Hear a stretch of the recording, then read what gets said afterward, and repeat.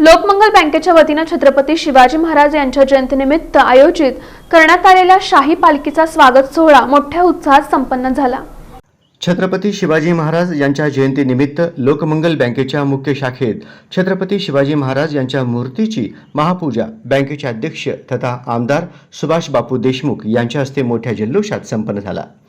याप्रसंगी बँकेचे संचालक देवानंद चिलवंत, सिद्धार्थ सरजे, जितेंद्र लाड नाईक, बँकेचे मुख्य कार्यकारी अधिकारी राजेश सिंह बायस यांची प्रमुख उपस्थिती होती।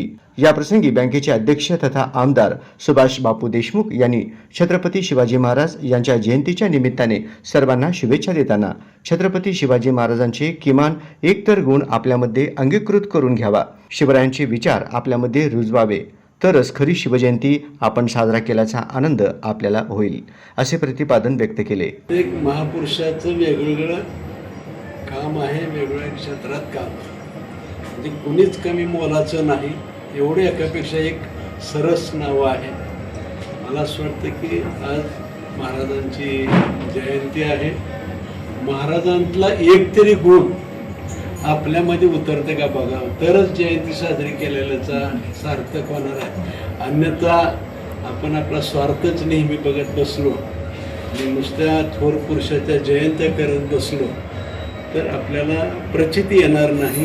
आणि जे थोर पुरुषांच्या अपेक्षा आहेत, समाजासाठी काहीतरी घडलं पाहिजे, थोर पुरुषांनी समाजासाठी काहीतरी केलेलं आहे। मला असं वाटतं की आपण सुद्धा समाजासाठी, विशेष करून महाराजांनी सातत्यानं रयतेचं राज्य असा, रयतेचं म्हणजे जनता, जनता रयत न रयता कुठं दुःखी आहे हे आम्हाला कळायला पाहिजे।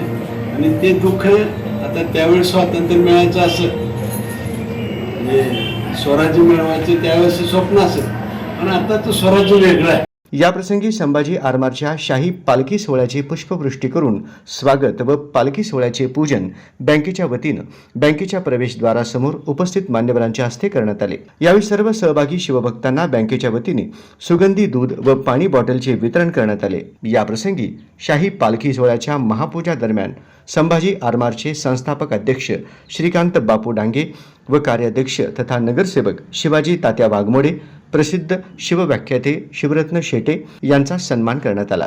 यावेळी बँकेचे अधिकारी व कर्मचारी मोठ्या संख्येने उपस्थित होते।